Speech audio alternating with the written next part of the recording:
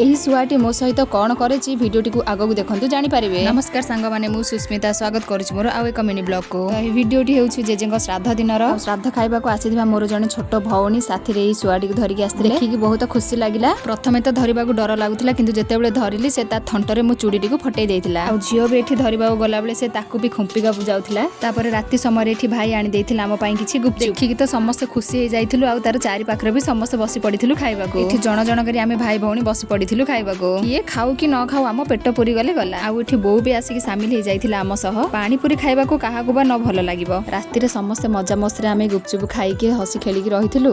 ଆଉ ସକାଳକୁ ମୁଁ ବାହାରି ପଡ଼ିଥିଲି ମୋ ଶାଶୁ ଘରକୁ ଯିବାକୁ। ଭିଡ଼ିଓଟି ଭଲ ଲାଗିଲେ ଲାଇକ୍ ସେୟାର ସବସ୍କ୍ରାଇବ ନିଶ୍ଚିତ କରିଦେବେ। ପୁଣି ଦେଖା ହେବ ନେକ୍ସଟ ବ୍ଲଗରେ। ରହିଲି, ଜୟ ଜଗନ୍ନାଥ।